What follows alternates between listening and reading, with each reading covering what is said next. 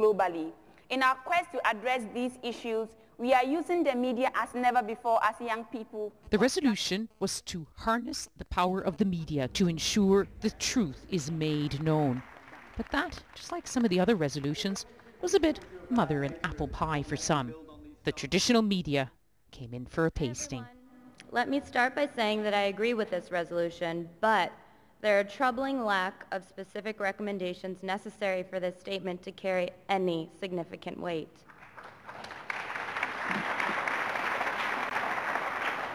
This said, I think we all would agree that the news media should disseminate information that is accurate, ideologically neutral, and checks the balances of power. I think we all would further agree that the failures of media to do so have had dire consequences. We are no longer blinded with filtered information. We have movements on the ground that have brought our information online. We are now empowered to gain ownership, not only in championing our causes, but in crowdsourcing, in campaigning, and in gathering the united voices of our peers to mobilize our united effort. The resolution still passed, but outside the text and tweets were flying. I went hunting for an endangered media species. They've just had their session on the media, and the strongest of messages was that traditional media, like us, the BBC, has failed them. Let's just go find out why they think that social media is the freedom. Look at this table here. Richard Sandbrook, who is the head of the BBC's global division, is sitting here with all these young people twittering away and blogging away. Look at Chris on it. Let's talk to Chris first. Chris, you got up on the stage and said Twitter is the platform for freedom. You don't think the old media that Richard Sandbrook heads have any power anymore? I think the old media has a lot of power. I think that in the past the power has been used perhaps unfairly in other countries, but I think the social media is the great equalizing force, especially for young people. I mean, the creator of Facebook was only 25, so I think it is the platform to lift young people and their opinions out from developing nations. Richard Sandbrook, do you think that was a wake-up call in there?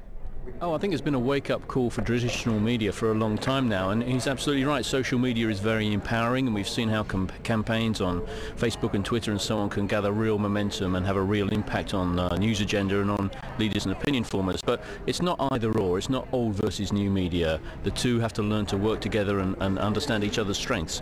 So, Chris, you don't think we're toast now? No, I think there's potential for a partnership between the two mediums, definitely. Well, no wonder they're breaking for a cup of tea. They've been looking at the environmental crisis in the world and how to put ethics back into business. They'll need a break because later they're discussing the collision between the world's great faiths. Back at the One Young World Summit, they break from the planned agenda to hear about the devastating earthquake in Haiti. One young man here knows all about it. He's called on stage. Now, the other person we want to welcome to the stage is James Alcime. James is our Haitian delegate who actually we completely lost contact with. First, I want to thank everybody for your words of support. Your one to Haiti since the beginning of this summit. Thank you very much. And what a surprise for James and all of us here. Haitian singer Wyclef Jean joins live via satellite from New York. There are still people under the rubble in my country. I went to Haiti after the earthquake, feeling so helpless that I started picking up dead bodies from the ground and bringing them to the cemetery. The saddest thing I saw when I got to the cemetery was that they were negotiating holes to put kids in because there was not enough holes in the cemetery to put bodies. This is the power of modern communications. You have Wyclef Jean down the line Haiti. From New York talking about Haiti after the earthquake. And on the stage is James, who survived the earthquake in Haiti. A surprise to his audience. They're absolutely mesmerized all of the NGOs by and the government strength of what Wyclef Jean has to tell them.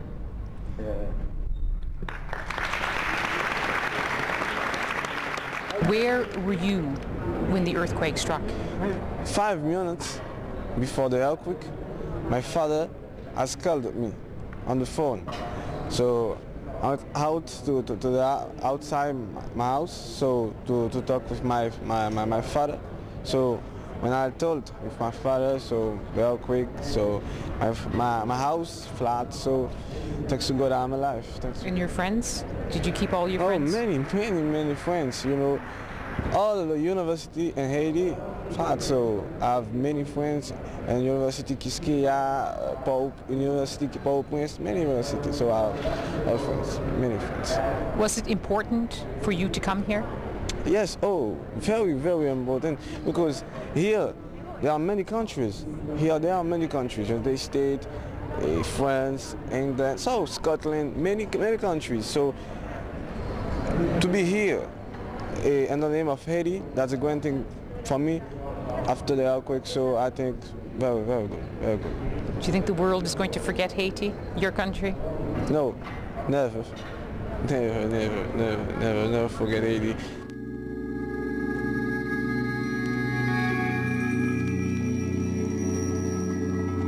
There was one very strong feeling in the meeting about the world's great religions. It could be a path to peace. So why is it so often a trigger for war? And just as this began as a blank sheet of paper, they had a session. What would they come up with if they could start again?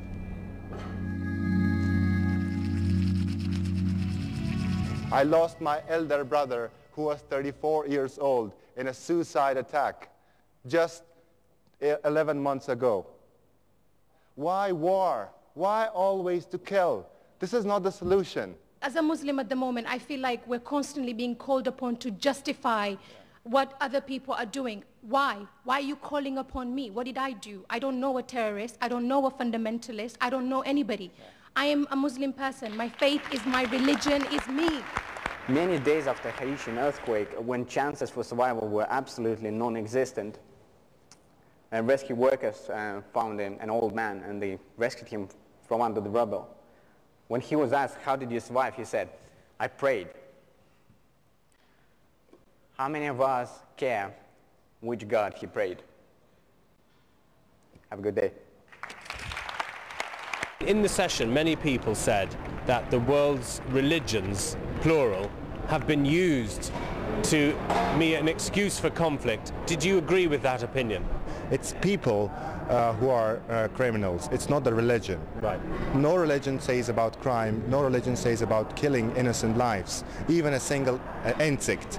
But it is the people who are running those religions by any religion. Maybe they're following no religion, but still they will use that tag. Religion is a beautiful thing, and it inspires people. It's culture, it's who they are, it's in their DNA. And for me, I think religion, all these religions, as was clearly indicated in the session, they are all one. We believe in one God. We just have different methods and different ways of believing in our religion. But me personally, I think religion is a private matter, and that's why I stood up. Archbishop Desmond Tutu's listened to a lot of sermons in his time, and he was impressed with the quality